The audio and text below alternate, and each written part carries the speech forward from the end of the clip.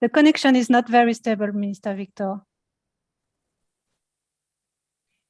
If the connection is weak, you can try to shut down your camera so that we can hear you.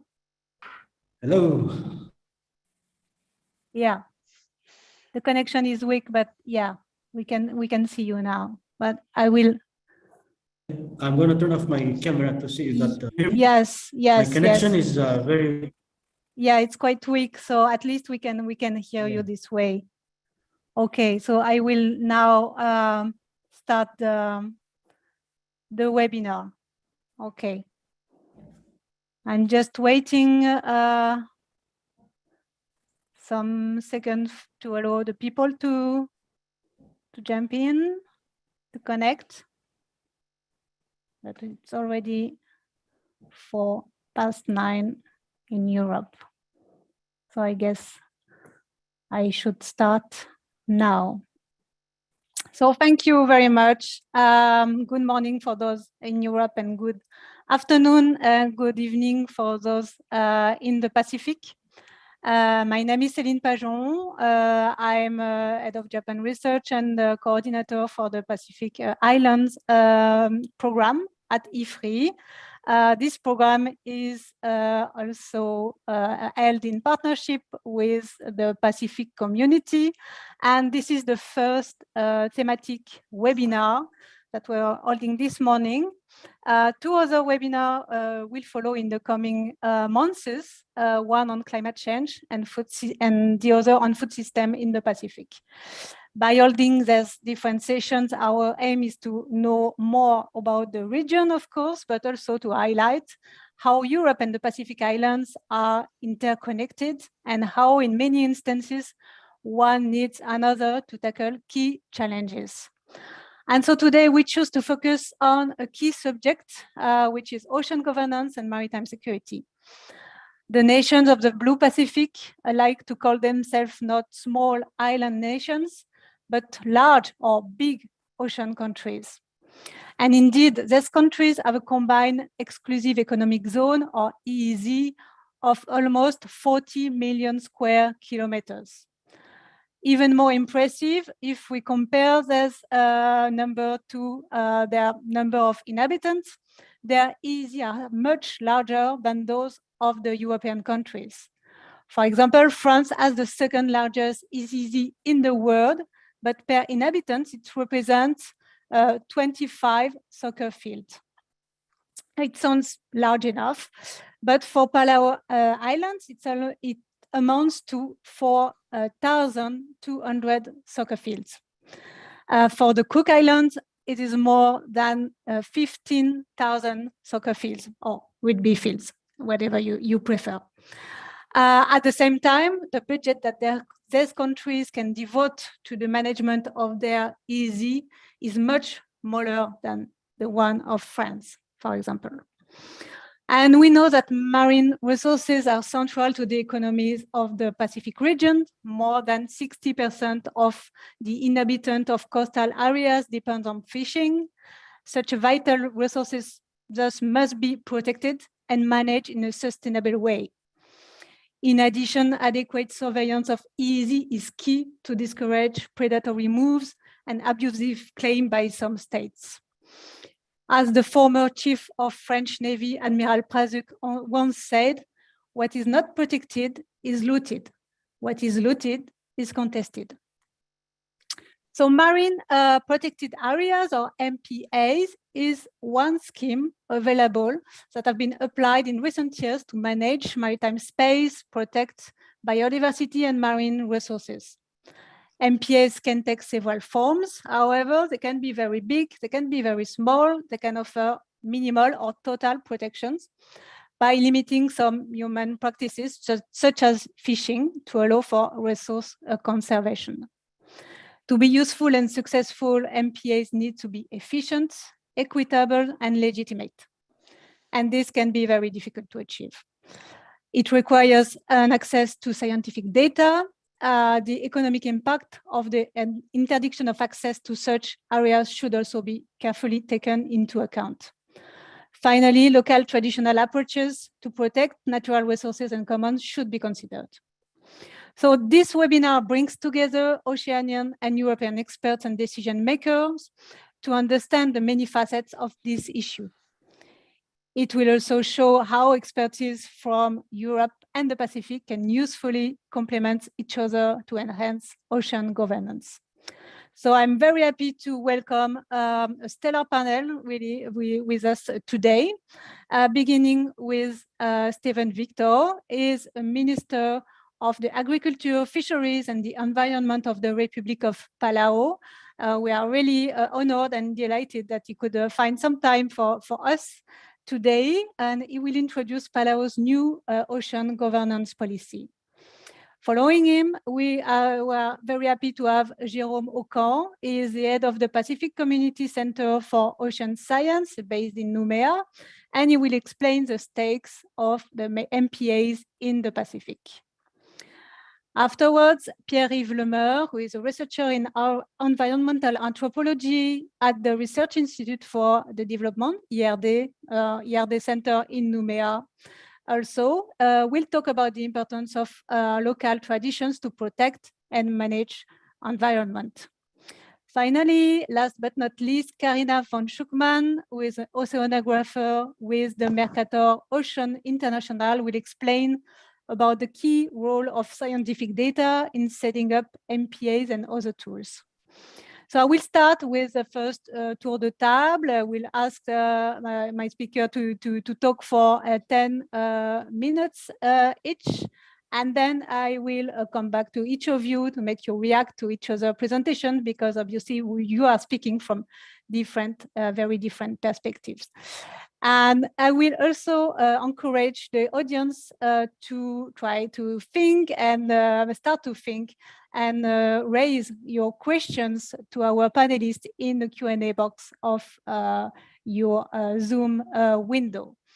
And then without further ado, I would like to give the floor to Minister Victor.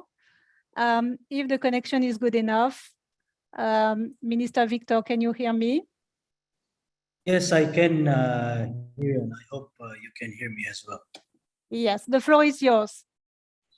Thank you, Celine, and good afternoon to those who are joining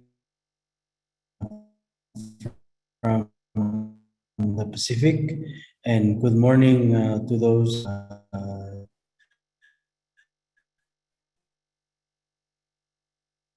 Minister Victor, the connection is not very stable.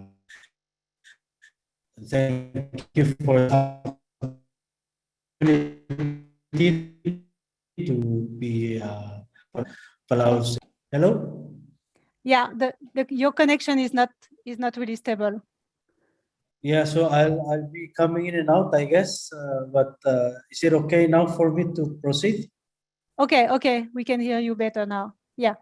Okay. Let's try. So I'll go ahead and say my statement.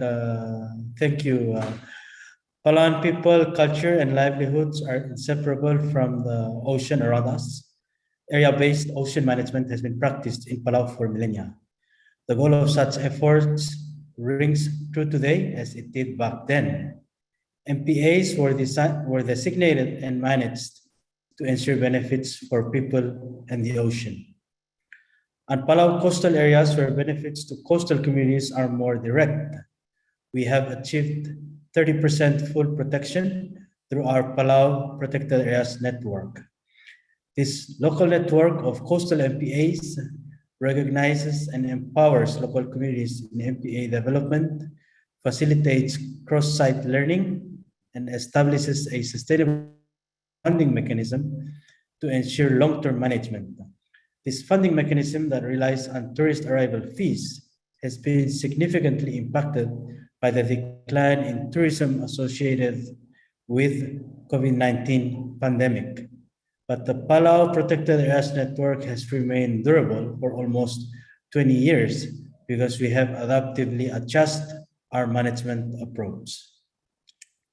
The Palau National Marine Sanctuary has achieved protection of 80% of our exclusive economic zone, an area which has historically been accessed by foreign fishing fleets and provided revenue estimated at over 3% of our GDP.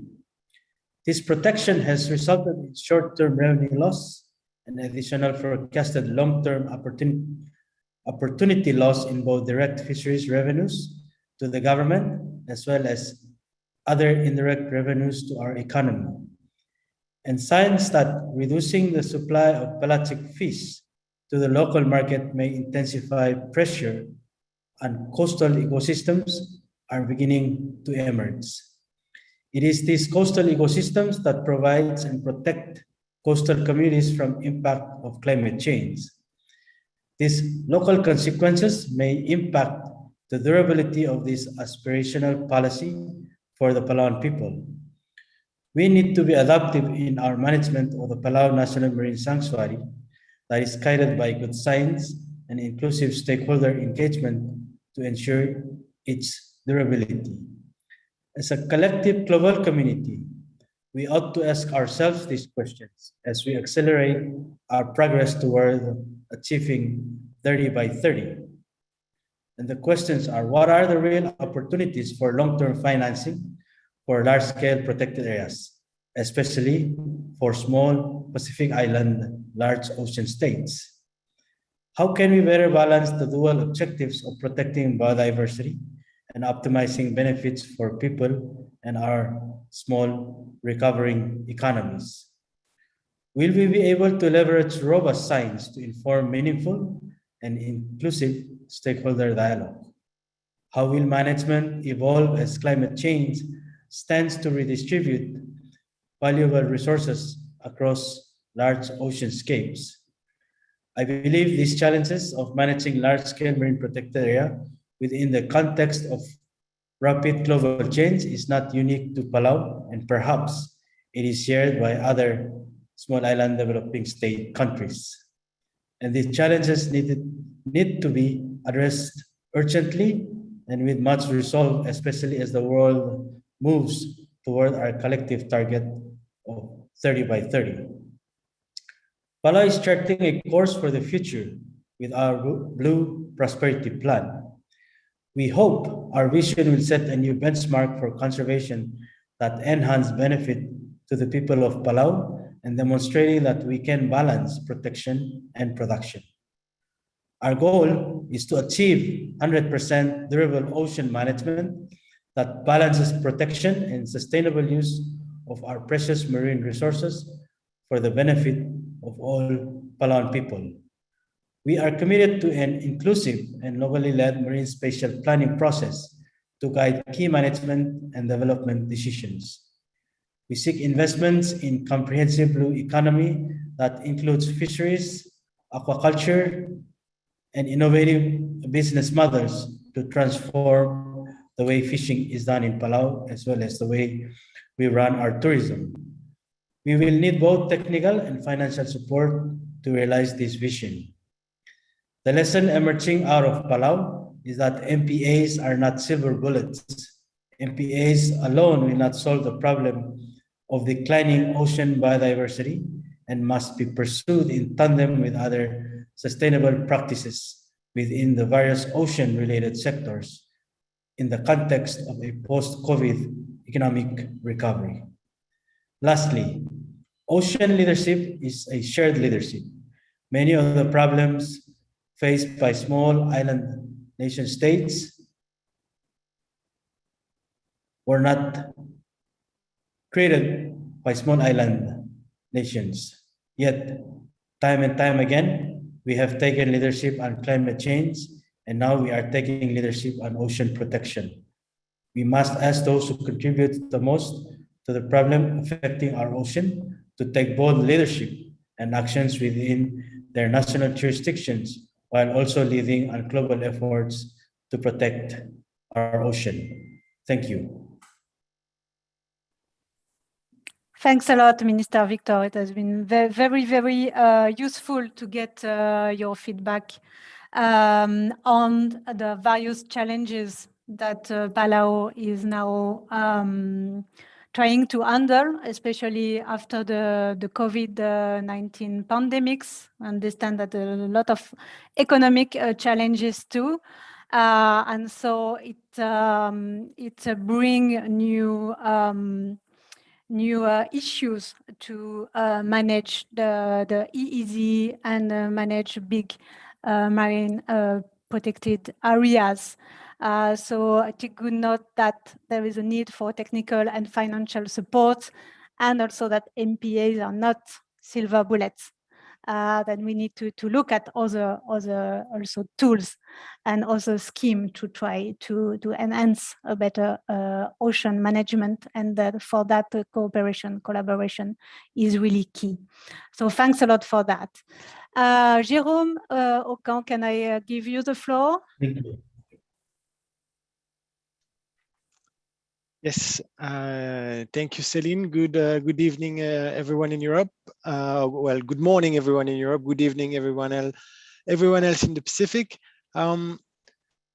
Thank you for leaving me the floor. And I think my introduction is really looking like the webinar's introduction by saying that Pacific Island countries are called small island states, but they rather be called large ocean states.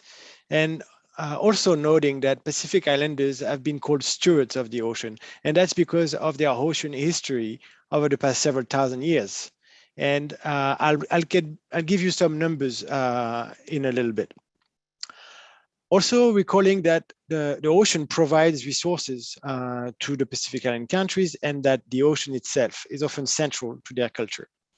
If you look near the coast, the ocean provides commercial and subsistence fisheries, as well as touristic and recreational activities. If you look further offshore, the pelagic fisheries, mainly tuna, are an essential source of economic revenues for the government, especially in those times of COVID. And the waters of the Western and Central Pacific, for example, they produce 60% of the world's tuna. And that amounts to 3 million metric tons every year, and for a value of about 7 billion euros every year. And so to illustrate the size of the relative size of the EEZ of the Pacific Island, and I'll use different units than Céline used in the beginning.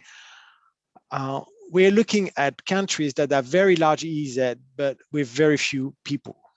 And so if you compare to other big maritime countries like the UK or France, the numbers are really striking.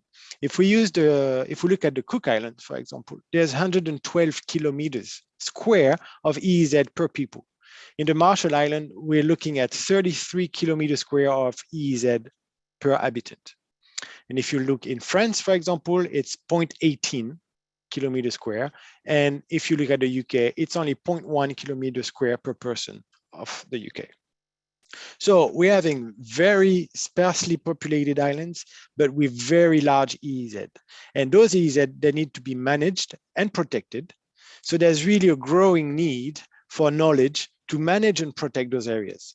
But given the little resources, whether they're financial, whether they're technical, or they're simply human resources, the regional collaboration between Pacific Islands is absolutely necessary. And to give you an example, when I talk to my colleagues here in the Pacific, and I want to illustrate the need for collaboration, I often cite the example of the European Union and what's happening in Europe.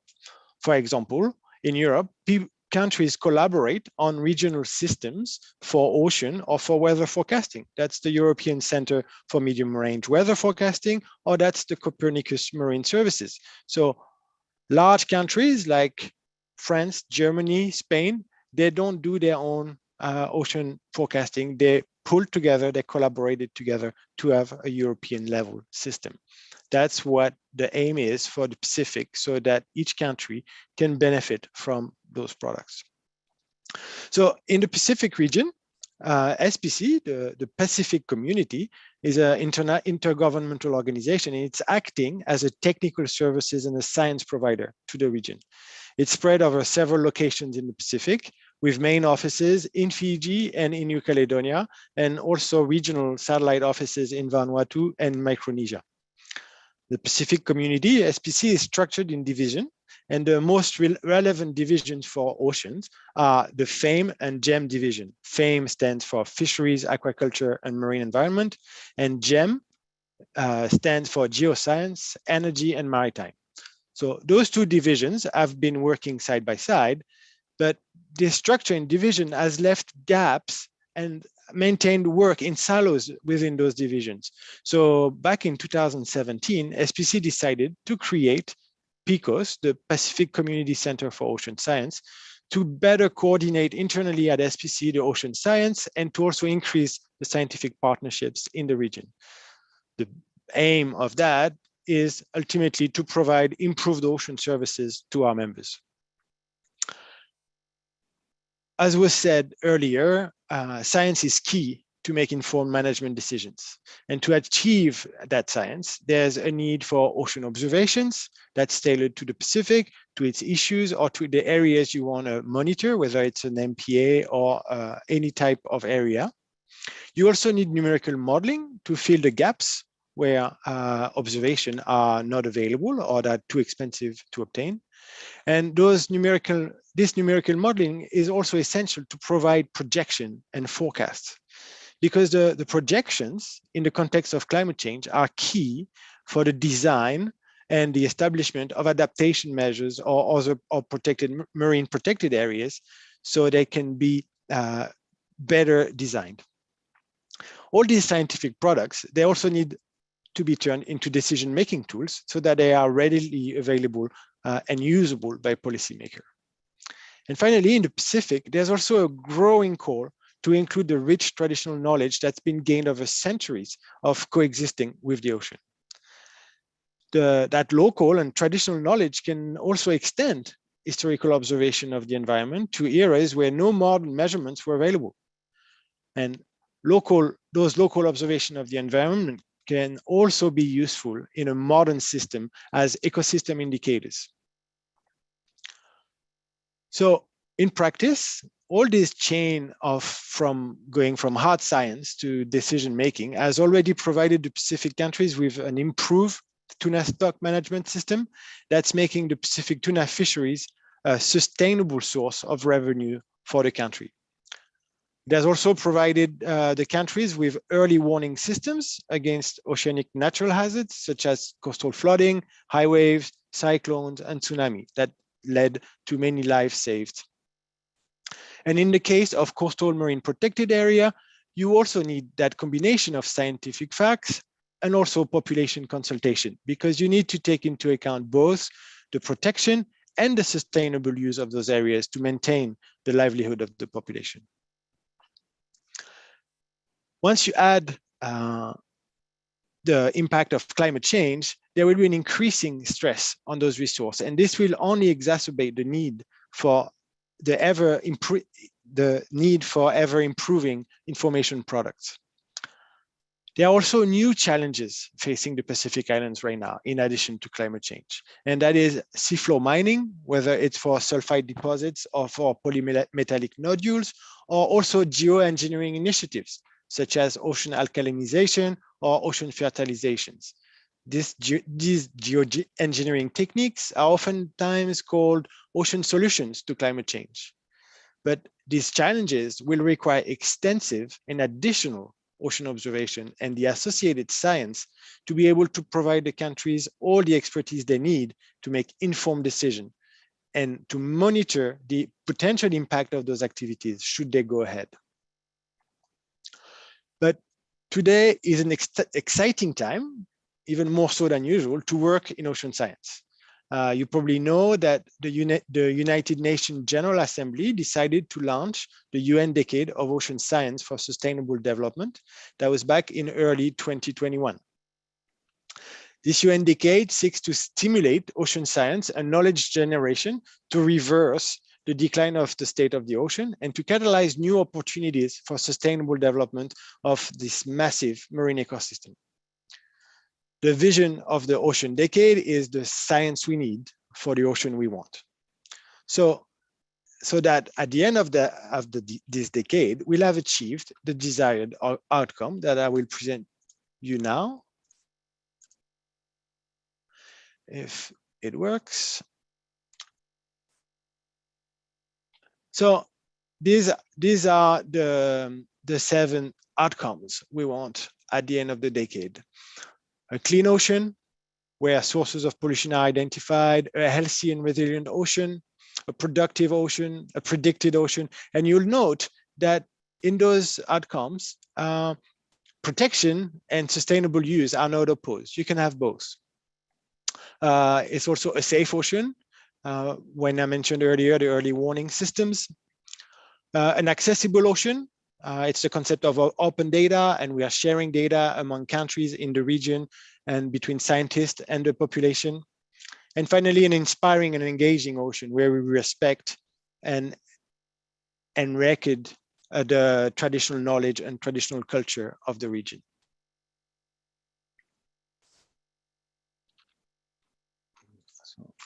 Sorry.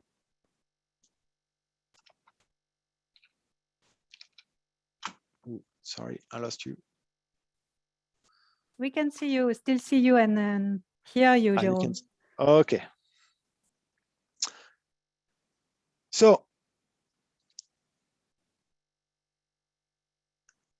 So there are already many actions that have been endorsed under the decade, and the governance and the coordination of this UN Decade of Ocean Science is in place. The main coordination body, it's the Decade Coordination Unit that sits under the IOC UNESCO, will be supported by several Decade collaborative centers. These collaborative centers can either be thematic in nature, such as Mercator Ocean International, which you will hear from in a little bit, that will coordinate ocean forecasts and ocean digital twin activities. In our region, there will also be a regional collaborative center, and PICOS within SPC has applied to become a regional collaborative center for the Pacific Island region. So with the help of funding partners like the EU, SPC is working to ensure that the Pacific Island countries will benefit from the knowledge that is generated during this decade, and that this knowledge can be used to improve the management and the protection of our Pacific Ocean. Thank you. Thanks a lot, Jerome. It was perfect and very, very interesting, broad overview of all what is at stakes regarding the management of the ocean in the region and the key role of the Pacific community in all this. And you highlighted, I think, how this issue is really transdisciplinary. We need to put many different kind of experts together, try to produce knowledge and be able to actually share this knowledge with the people who need them.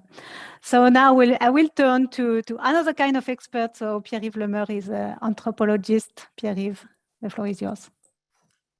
Thank you, Céline, and thank you for inviting me to this very interesting panel. In what I will say, I think there will be many convergences with what Jerome said just before, and Mr. Victor too. Maybe I would like to start with a point about the context. And the context is in the Pacific Ocean. It's a sort of scramble for resources and scramble for territories.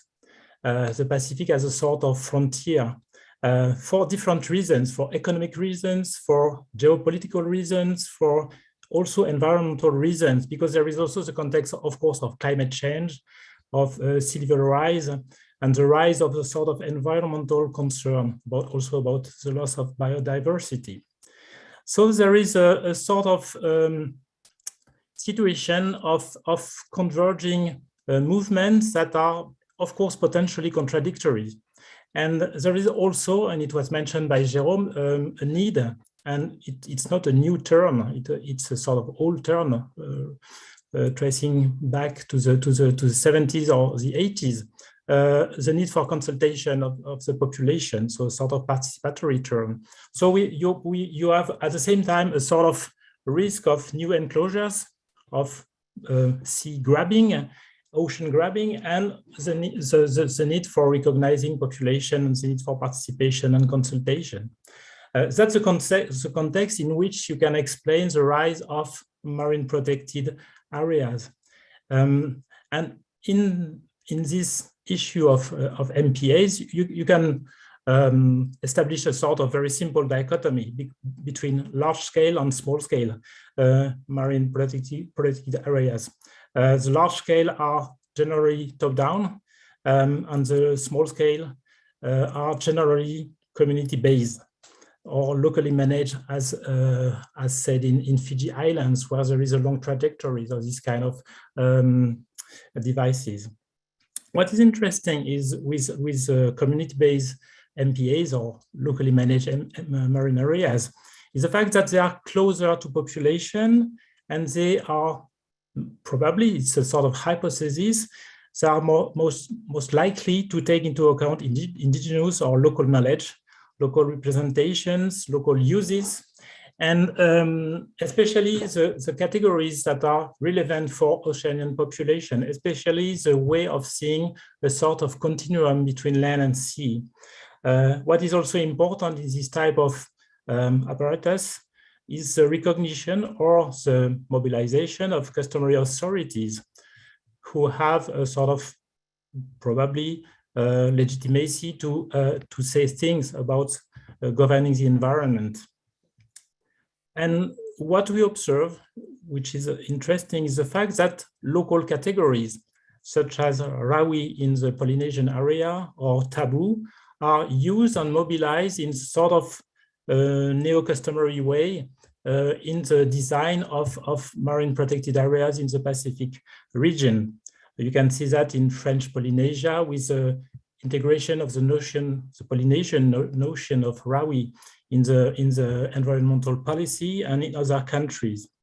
But what is very important to take into account when you try to integrate this kind of category in, so to say, modern policy design, is the fact that Rawi, for instance, is never only about environment. It's also about politics. It's about asserting political authority or sovereignty, because a Rawi is declared by a chief or by a local authority. So you have always a sort of combination of environment and politics, and also the question of managing resources for the livelihood of people. So maybe a Rawi or this kind of customary way of protecting areas or protecting resources are as much about livelihood as about environment. Or to put that in another way, it's always a combination of all these purposes. That's a point which is very important to take into account. Another is about the fact that if you consider that these kind of devices are not only about environment, but also about governing resources, I think that you can imagine another way of dealing with this question. Maybe the notion of stewardship, which was raised by Jérôme, or the notion of guardianship or of care could be interesting. It's a sort of way of seeing things in a more symmetric way between environment and populations. But in any case, when you do this kind of thing, so when you declare a protected area over marine space, there is always a matter of exclusion of certain people or restriction of uses. So it's very important to consider the fact that even though protecting the environment is, of course, for the sake of humanity and for the sake of protecting nature, there are always effects of exclusion when you do that. So there is a sort of balance to find between protecting and not excluding. That's the second point. To put it in another way, and I come to the notion of large-scale marine protected areas. Of course, a large-scale MPA is about working for the common good, for protecting biodiversity. But seen from a local perspective, it can be seen as a sort of grabbing, because of the exclusion of, for instance, certain uses like fishing. So there is always a sort of tension between grabbing and commoning in the way of governing the ocean, and especially the Pacific Ocean. That's a very important point to never to forget.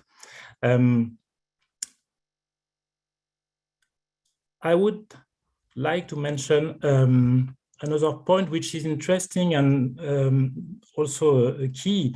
There is a tendency in the way of designing marine environmental policies or marine protected areas to see seas, sorry, in a sort of two-dimensional way, a way of projecting devices that were conceived for terrestrial areas to a marine environment, but the sea is 3D.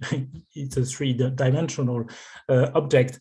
So there is a sort of neglect of this dimension of the seas, and I think it's another point which make many of the devices or policies designed for the seas not completely relevant. Maybe a last point. What I find interesting is to observe to what extent you have also in the Pacific Island, and I am close to this idea of Pacific Island countries or territories trying to assert their position as large ocean island states. There are strong circulations of models and ideas about how to manage or govern or protect the oceanic spaces between customary authorities, between governments also. And the case of French Polynesia is interesting in that respect, because in French Polynesia, there was a first movement about marine protected areas, which was very much driven by external NGOs like Pew or others. And then there was a turn from the French Polynesian government to say, okay, now we try to get control over our maritime space, and they declared not a marine protected area, but a marine managed area. And it was at the same time the idea to, of course, to manage the environment, but also to assert a sovereign claim over the whole EEZ. And in that respect, this kind of large-scale marine managed area is very close to the idea of local RAWI, Polynesian RAWI, for instance, this way of combining livelihood concern, environmental concern, and sovereign claim. And what is interesting in that is the fact that you have the circulation of this kind of model. This large-scale marine managed area was very much a sort of inspiration for the neighboring Cook Island government. And it could be a question to Minister Victor, to what extent Palau could have been also not influenced, but interested in the initiative of the French Polynesian government in that area. And maybe a last point, because what I spoke at the beginning of scramble for resources, new enclosures, it's very much about, also in the design of marine protected areas, it's very much about delimiting boundaries. At the same time, you have other initiatives that are relevant. For instance, a bunch of people trying to push the idea of granting the Pacific Oceans a legal personality. It's a way of getting out of this effect of national boundary to try to have a sort of much broader view over the Pacific Ocean. I don't know to what extent this initiative will be implemented, but it's interesting because it forces people to see the ocean in a sort of other perspective. And I know that this idea was also exported, so to say, or is being exported to the Mediterranean Sea.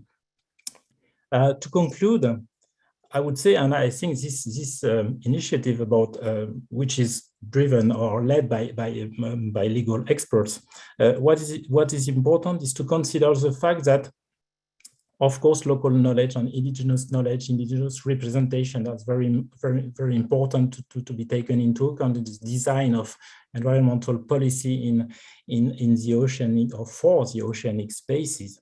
But I think it's also important to take into account the plurality of knowledge, legal knowledge, scientific knowledge, local indigenous knowledge, also professional knowledge of different people working with the ocean. And any policies that wishes to be relevant has to take into account this plurality of knowledge. And for instance, of course, we need also indicators to see to what extent a policy is efficient. And the idea, for instance, to build biocultural indicators, or not only ecological indicators or not only cultural indicators, could be a sort of very interesting way to go in that direction. Thank you. I think that was it. Thank you very much, Pierre-Yves. I really find it fascinating the way that sometimes we rediscover the traditional local knowledge and practices to try to figure out more relevant and legitimate way to manage the local resources. That's really, really interesting. I think that maybe what you describe about Rawi and other falls into the category of what the scientific call the other effective area-based conservation measures, which is the final objective is not necessarily to protect or to conserve the resources, but it's also a way to sustain a livelihood, to continue the cultural practices and so on. It's more a kind of political nature, but it's also having some beneficial effect for the protection of the environment. So all that is very, very interesting. So now I would like to give the floor to Carina von Schuckmann, who will explain what the Mercator Ocean is about. The floor is yours, Carina. Thank you very much. Yeah, we can see your slide, but you can put it in a full screen. Yeah. Thank you very much. So I would like to bring up a description on a collaboration which had been established with Professor Elizabeth Holland, which is the director of the Pacific Center for Environmental and Sustainable Development at the University of South Pacific, with Peter Hoken of Institute of Marine Research in Bergen, and Peter Thompson, which is United Nations Secretary General Special Envoy for the Ocean. I would like to start this presentation with a message which had been provided by Elizabeth Holland on how we have established this collaboration. So her message is that collaborating provided the opportunity to work on shared values devoted to ensuring evidence-based research to inform decision-making.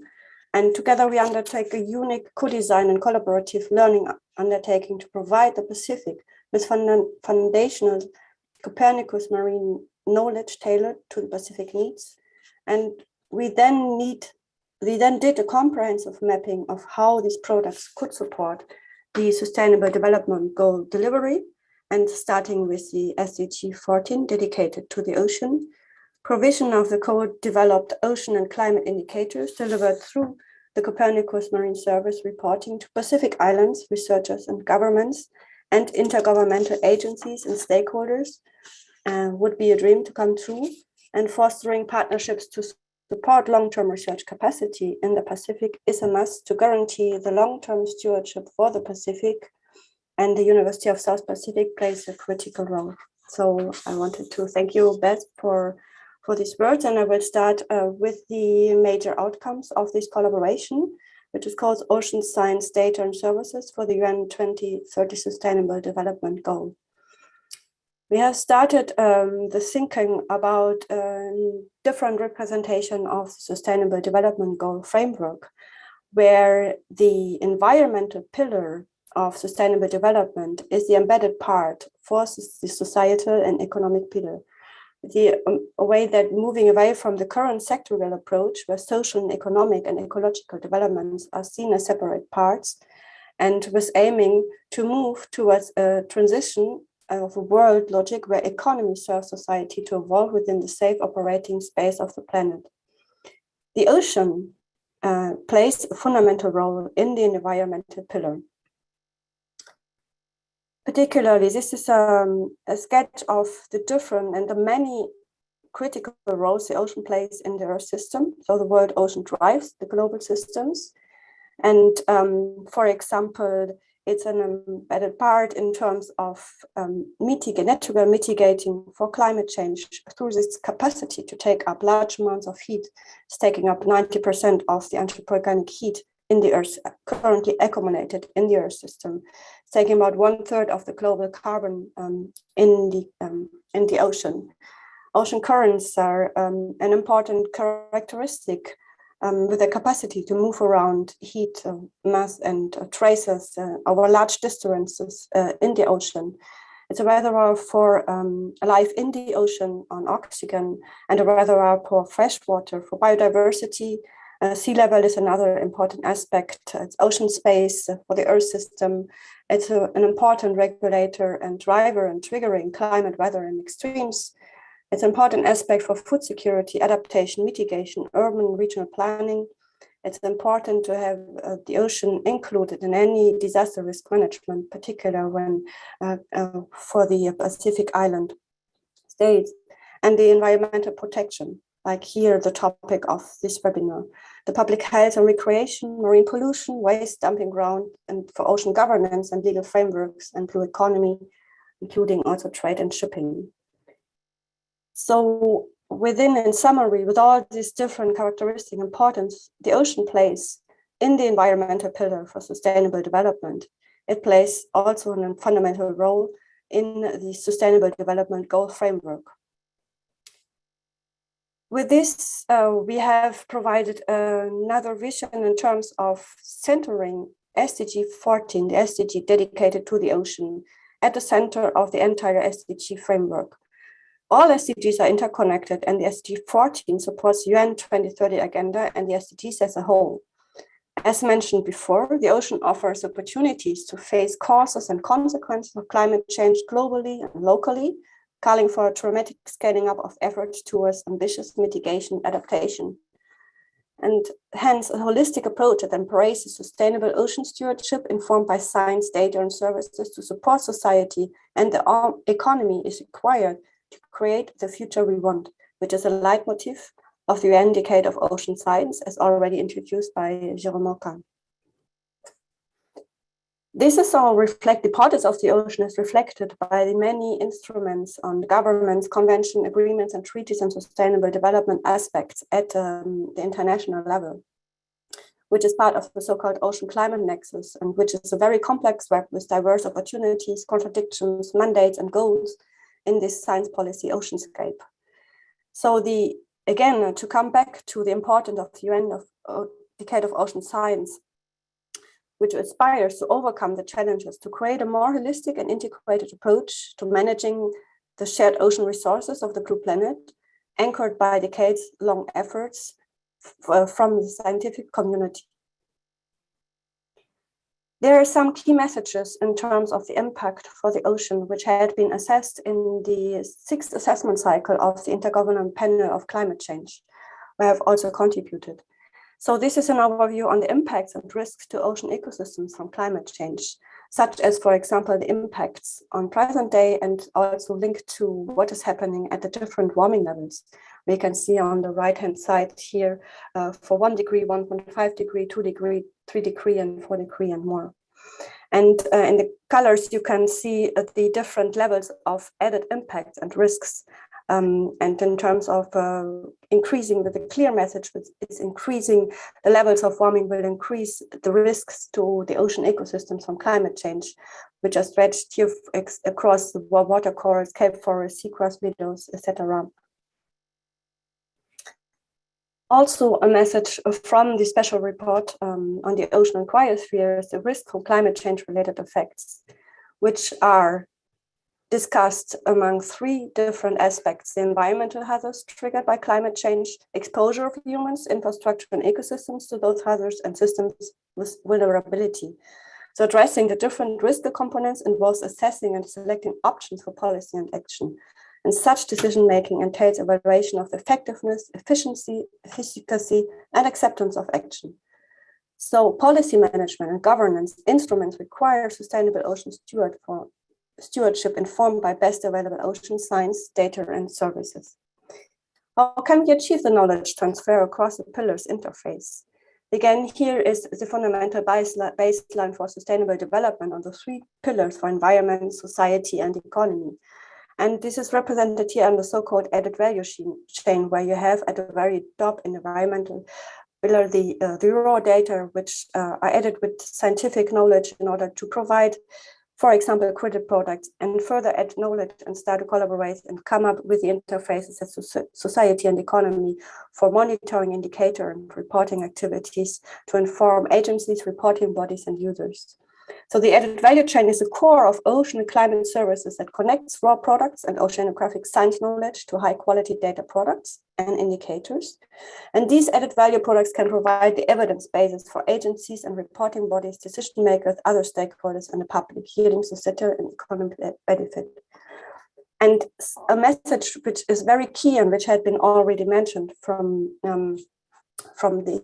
all the speakers of this webinar is that global partnerships under SDG 17 as a science policy and science private interface support the optimized use of environmental information through the added value chain. I will give you an example of such combined use of environmental essential variables that can support a holistic ecosystem approach to substantially improve, for example, fisheries management, and with link then to food security and support the development of sustainable fisheries. In this example, for example, the environmental variables are key to inform the sustainable stewardship required to meet the sustainable development targets, such as the use of a combined use as, for example, information acidification, salinity, temperature, oxygen, and chlorophyll, in order to provide a so-called ecosystem approach to inform fisheries managers, which in turn will support development of sustainable fisheries and hence supporting to achieving the SDG goals. So I would like to close this call, and if you have any questions, please do not hesitate. Thanks a lot, Karina. Very interesting talk about the key role of scientific data, how to produce them, and also the key role of knowledge transfer.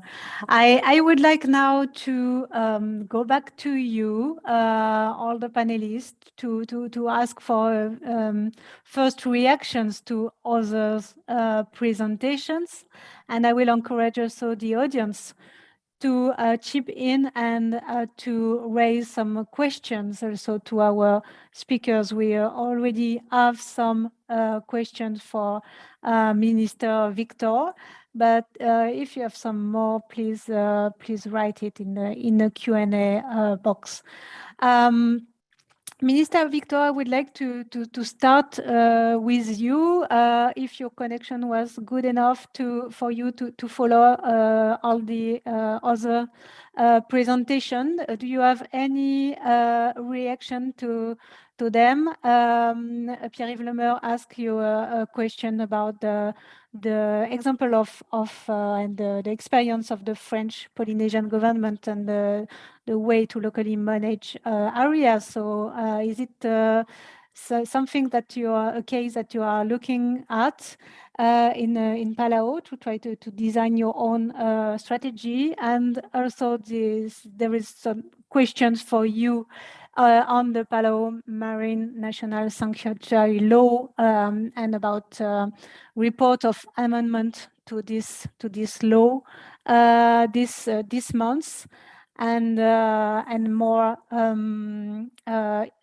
questions about the enforcement actions in the area.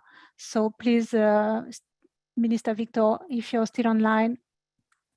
Yes, I'm still here. Thank you, Selina. Excellent. Some general perspective on what Pierre mentioned, and I think the real distinction between coastal protected areas and then protected areas in the open ocean. Traditionally and customarily, much of the management from community side really focused on coastal areas. That's really where they were able to access important fishing ground for them. In the most part, the open ocean has sort of been neglected and left to the national government to manage, and it has been seen as a revenue source for many Pacific islands. I think more recently, this global attention around the need to protect the ocean to mitigate climate change has sort of drive and agree with peer assessment around NGOs really driving that agenda from the international arena into a small Pacific island. So generally, I think MPA has a role to play in ocean management, but really understanding the threat by which we're utilizing the tool to mitigate is very important. I think Jerome mentioned that when it comes to tuna fisheries across the Western and Central Pacific Ocean, the stock is in somewhat a good condition, and therefore with a large protected areas within one jurisdiction really help address the stock. And I think determining which areas within the Pacific are important spawning ground and important nursery habitat will then dictate whether we should be using MPA as a tool to aid in the management of fisheries, or using more of harvest control rules as a way to manage fisheries. So sometimes MPA is seen as a tool that will help address fisheries issues, climate change, issues on habitat protection. And so it needs to be very well thought out and the threat identified to determine whether closing off an area is appropriate to mitigate that threat. Otherwise, we'll be establishing a lot of paper parks that will be costly to enforce, but then the overall impact may not be what is generally perceived to be.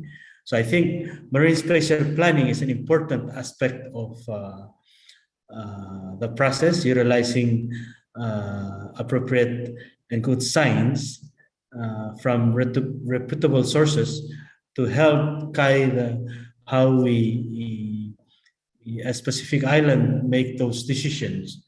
Oftentimes, a lot of promise is made to the specific island that if you close off an area, that would mean you'll get funding from environmental NGOs, or that it's a potential to be considered for carbon markets or whatnot. So I think those are some of the key considerations that Pacific Islanders and governments need to really be aware and assess in terms of what is the practical reality of what is being presented as benefits from closing off any particular area. So that's my sort of general reaction. And then when it comes to the specific question that was posed, the amendment to the Palau National Marine Sanctuary is still pending in the Congress.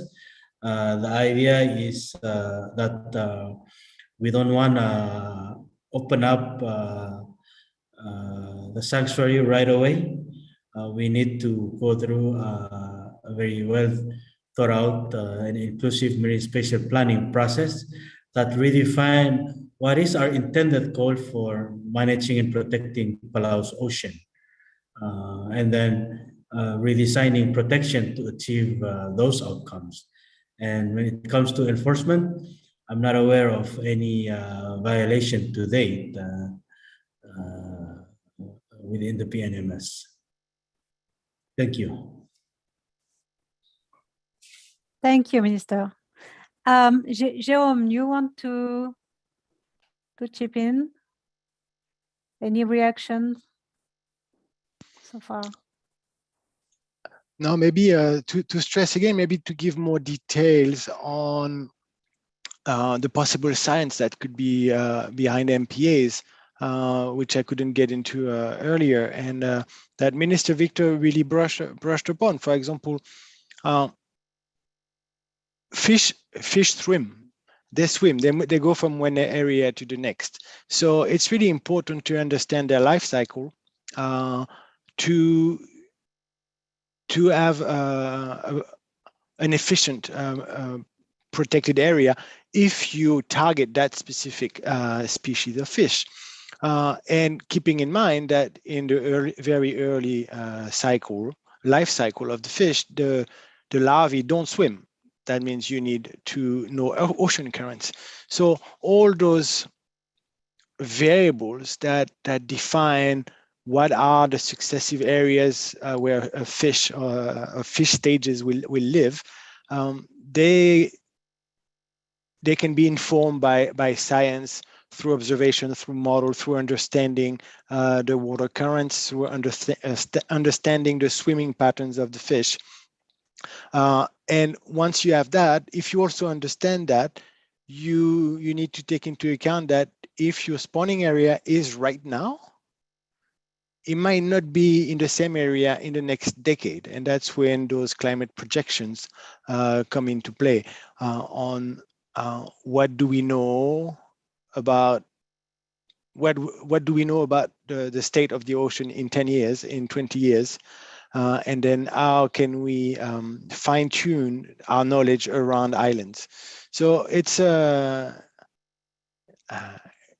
complicated process, but we're getting there.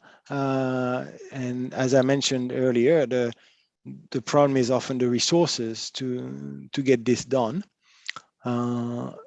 In many islands, the basic blocks of that knowledge generation don't exist. It's, for example, bathymetric maps. Along the coastal boundaries of Europe, we know the seafloor in details, but in many Pacific islands, we don't. And if we don't know how deep the seafloor is, how thick the water column is, we can't use our numerical models. So we can't inform the managers about the spawning grounds and where to best set MPAs or fishing areas. So yeah, science does inform policy, but science needs resources. It needs time and effort. But we'll get there, hopefully. Thanks, Jerome. Yeah, it's pretty clear, pretty straightforward message. I mean, needed some funding to gather data and share knowledge the way that we should. And I maybe take this opportunity to raise questions that are been typed in the chat. The first one is about the gap between international ocean science, so to say, and the so-called local knowledge, and how to reduce the gap between the ocean science and local knowledge, because we have been starting to discuss that, but if you have a more precise answer to this. And also, what is the conceptual and practical main differences between protected areas and managed areas? I think also all the panelists can jump in. Finally, I have a question about the collaboration between Europe and the Pacific about the ocean. You all mentioned in a way or another some kind of partnership or support or funding from the European or with European other institutions? And why do you think the collaboration between Europe and the Pacific about the ocean is so important? What is the added value? And later on, I will also turn to Minister Victor to inquire if, from the Palau government perspective, you have any expectations about European players. So we can continue the tour de table with Pierre-Yves. Yeah, thank you. Maybe about this, the question about the gap between oceanic international science and local knowledge. The main gap, is it a gap, but it's a difference, at least, is in the question. The local knowledge is local. It's a sort of art of locality. And it's very important to have in mind this difference, because science is deemed to be universal and to produce sort of laws of the functioning of nature or of the universe. It's a sort of very schematic view, but I think this difference is important. There is another one about the fact, and it was said by Minister Victor, the fact that in the Pacific region, we used to think that knowledge of local population are limited in scope to coastal areas. It's true and not true at the same time, because there is a long history of navigation, high sea navigation in the Pacific. It's the whole history of peopling or settlement of the Pacific is made of this high sea navigation. So there is also knowledge about high seas, but it is a different knowledge, because it's not a direct knowledge of, for instance, deep seas or bathymetric maps that were called for by Jérôme. It's maybe a sort of indirect knowledge. For instance, seamounts are in some cases known and named by people in French Polynesia, for instance, in some places, but they are also indirectly known because there are fishing grounds, for instance. So there is this kind of indirect knowledge about deep seas and high seas. So it's when I say that, it's a way of stressing the fact that the dichotomy between coastal population, coastal knowledge, and high sea scientific knowledge must not be too much emphasized. And there is maybe a third point which I find very interesting, because you have this positioning to say we have to recognize different forms of knowledge. And I think it's extremely important in the way we design policy and policy mechanisms.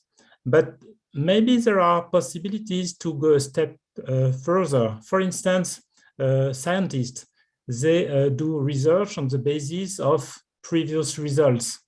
So it's a sort of circular way of thinking. It's not a critique, it's just how it works. So you have results from a research, and then you raise new questions and you do more research. What could be interesting is to integrate in the way of raising questions raised by other people on the basis of local knowledge. It could be also policymakers. It is made because it's also regulatory or policy science or expertise is based on questions raised by policymakers. But if you go a step further by integrated questions raised by people, local people, about their environment, what they encounter in their daily life, it could be interesting, because you could imagine that the researchers, they will investigate domains that they wouldn't have thought to investigate on the basis of the questions they raise usually. So this kind of way of integrating the way of raising questions could be an interesting method for going a step further in the integration of local and scientific knowledge, for instance. Excellent, thanks a lot. Karina, I would be interested to get your feedback, and maybe if you could introduce very quickly your association, the Mercator Ocean International, what you're doing exactly. Thanks. Thank you. Mercator Ocean International is an operational center providing regular information on the ocean and for the different components. Also for the blue ocean, for example, like information like currents, temperature, topography, etc. the green ocean, like biogeochemical variables like chlorophyll, pH, and oxygen, for example, and also starting to implement information on the living sources of the ocean, and on the white ocean, which is not a topic here, on the frozen parts in the ocean. Mercator Ocean has also received the mandate by the European Commission to drive the Copernicus Marine Service, which is delivering on a regular basis and available to everybody. Products also on the blue, green, and white ocean, which are gridded products and which are based on remote sensing data and which are based on in situ data and so-called reanalysis systems. Reanalysis systems are systems which combine numerical models, theoretical knowledge, together with the observation. So they use a specific system in order to combine these, which then provides information on 4D for in space, time, and also at depth information on the ocean, on these, as I call it, essential variables.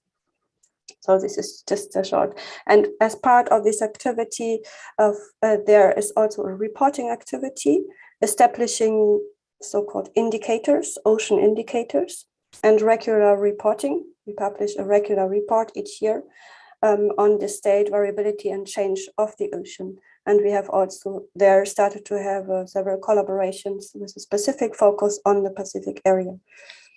And so this could then directly link to my comment in terms of the indicator. So something which we have heard today by Minister Stephen Victor, by Jérôme Arcan and Pierre-Yves Lemeur, is that in the Pacific, there is knowledge developed, blue knowledge developed, which is developed within centuries from coexisting with the ocean. And the collaboration terms, as I mentioned, such as a service, such for example, the Copernicus Marine Service or systems as developed at Mercator Ocean International, are systems which provide a large-scale view of information. And connecting these two different sources of knowledge promises the development of new blue solutions and opportunities. And coming back to my presentation, is that there is a need to assure a best informed ocean stewardship interwoven with indigenous and local knowledge. So that's why I wanted to come back. What could be the tools? This was one question in the audience. One tool could be at international level, for example, the development of indicators, the establishment which is available of the Sustainable Development Goal indicators, that provide the foresight topics on which such collaborations and connections could be established. And these are great opportunities, and particularly for the indicators, and in particularly, they're going through the component of the opportunity to co-construct, something which has been mentioned by Pierre-Yves on the transdisciplinary approach, to work together, all together, in order to co-construct the targeted information in support of management dedicated needs for the Pacific area, and which can be scaled down at different levels.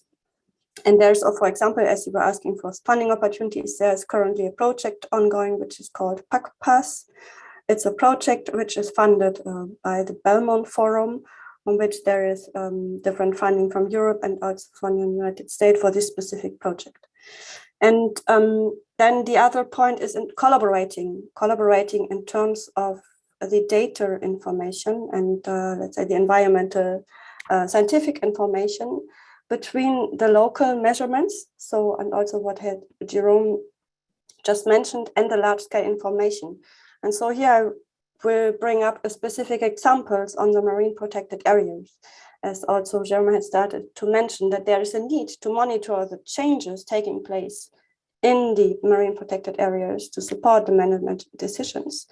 These are changes as has provided by Jerome, for example, on the currents and the species distribution, but also one needs to be aware of the situation on the long-term stressors, such as ocean acidification, such as ocean warming. Those pressures are large-scale patterns and local-scale patterns, and they are not regularly distributed in the areas. And so it's important to understand where those long-term stressors are located, and also to understand which are the large areas in terms of the oceanic streams. These are other information which are very important, and also the impact on established infrastructures to maintain the marine protection areas, such as, for example, through rising sea level or in combination with extremes and atmospheric extremes. So these are all very critical information where it's a need to combine knowledge, large-scale knowledge, which is maybe more developed international community, with the local knowledge. Also, I'm talking here about the environmental information. So, and in order to support. Very good, Kenna. Thanks a lot. Very, very useful precisions.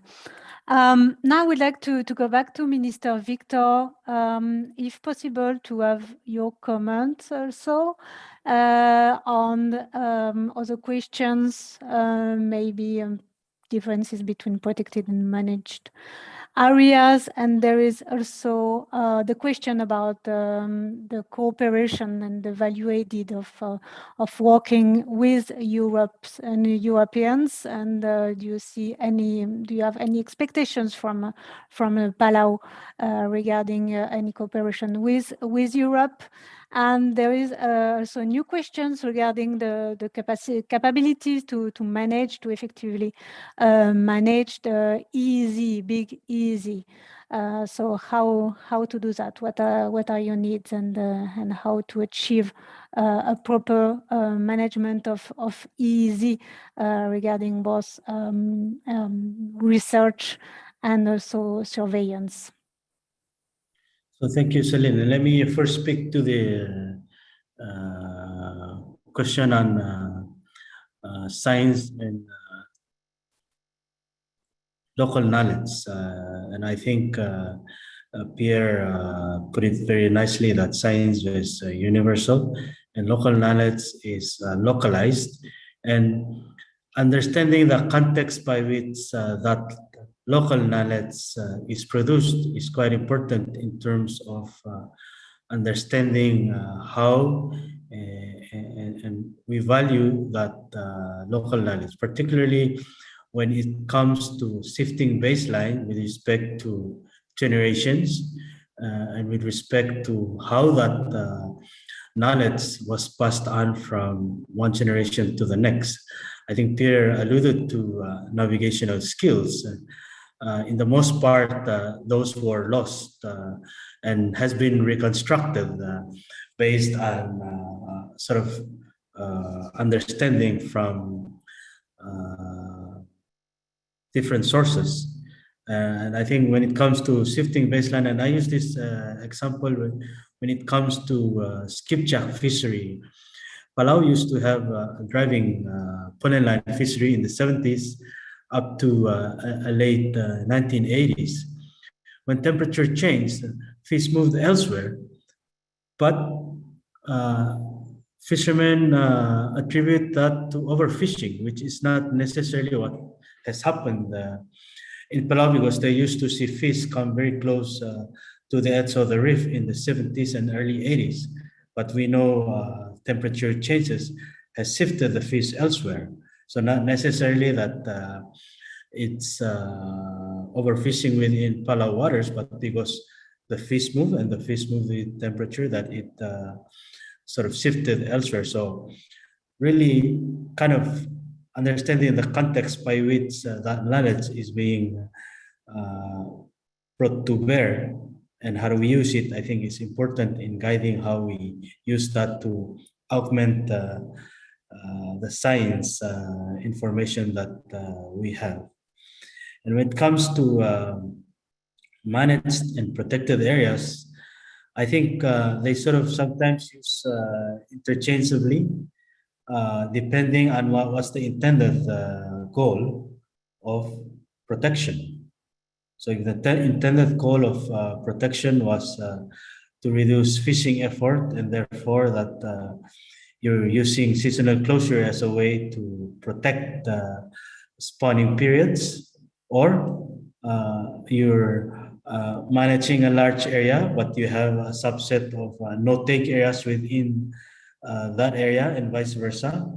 So I think sometimes we get into a debate of what is an MPA, what is a managed area, and forget what is the real intended goal and an outcome that we want to achieve, and what is an appropriate tool to use to achieve those outcomes. No-take zone are the easiest thing to do, because you simply close off an area and you enforce it, and then lo and behold, if you were protecting large area on a reef that protects the life cycle of a fish, you might see an increase in a population. Managed areas are more difficult to enforce because you have different rules that you may want to implement depending on your goal, and then that contribute to cost of enforcement, the cost of monitoring. And so they sometimes use interchangeably, but to me, it's really about knowing what is our intended goal and outcome that we want to achieve, and using the different tools to get there.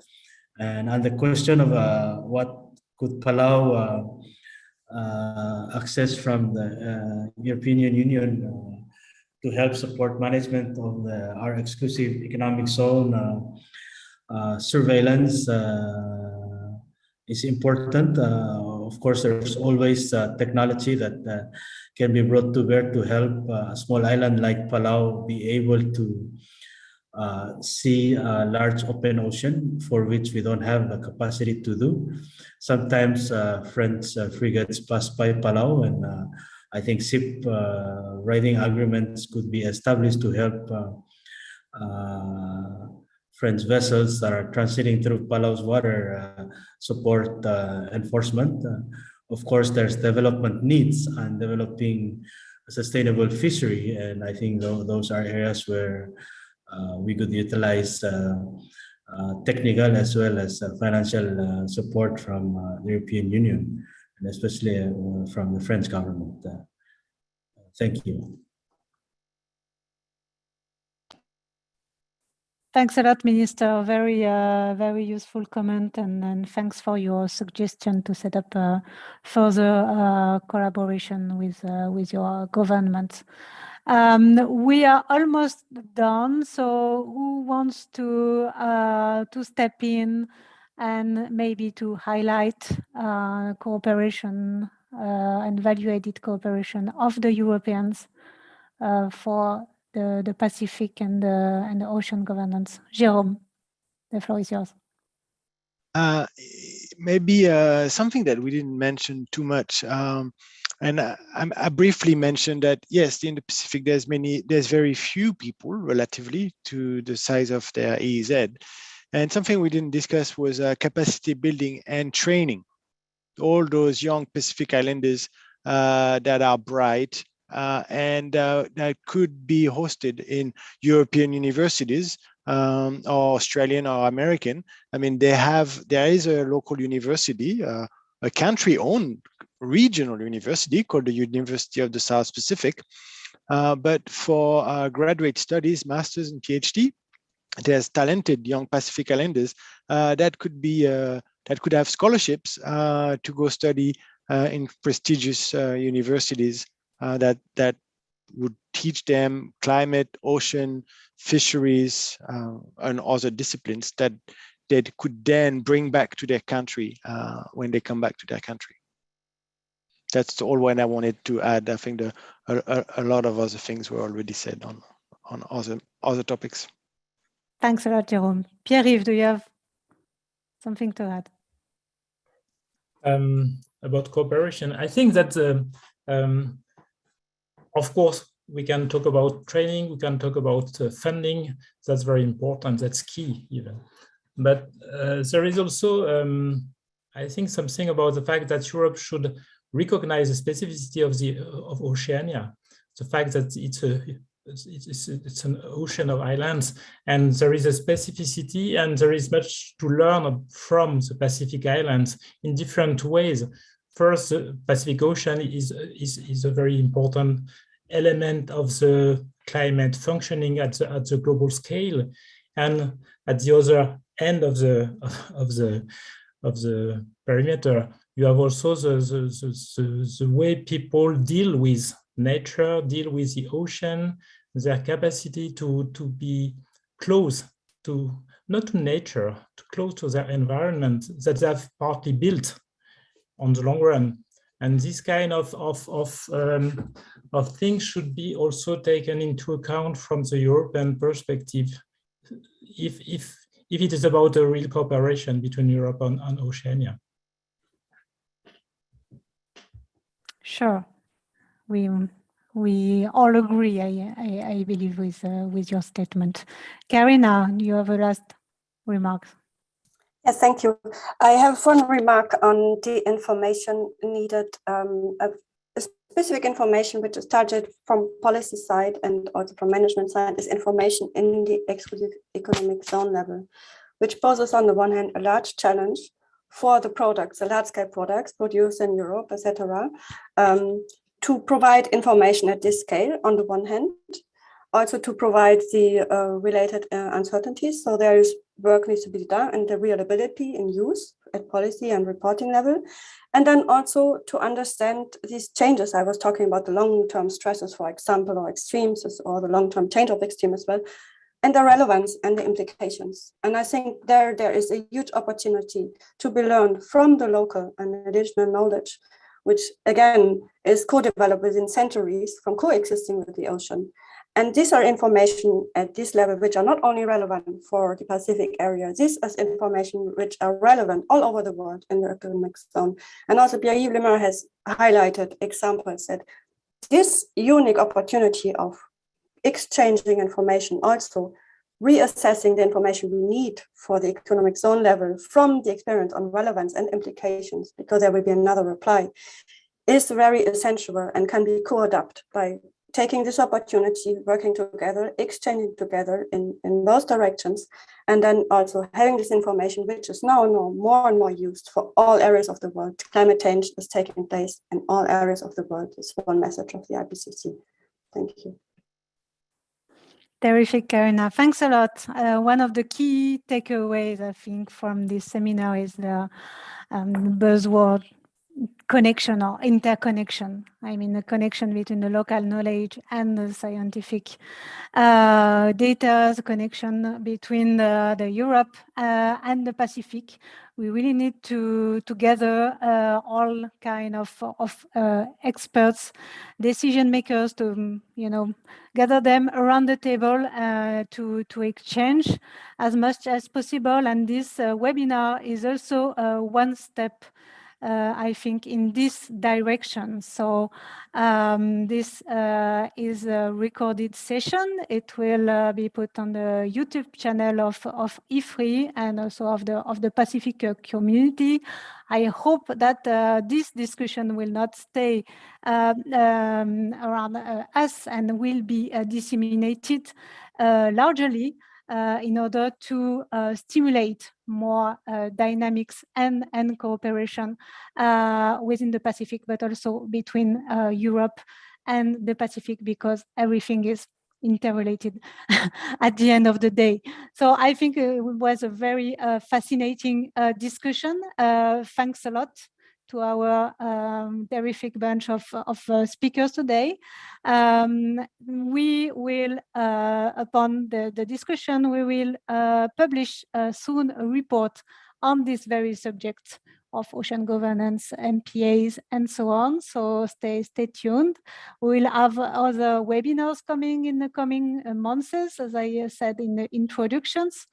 I would like to thank for the continuous support our partner, the Pacific community, and especially Olivier Auguin, who is a representative of the Pacific community in Paris, and is very pivotal to set up and to help running this program. So with this, thanks a lot again. Have a good day in Europe. Have a nice afternoon and evening in the Pacific, and I hope to reconvene very soon to continue the good discussion. Bye-bye. Thank you. Bye-bye. Thank you. Bye-bye.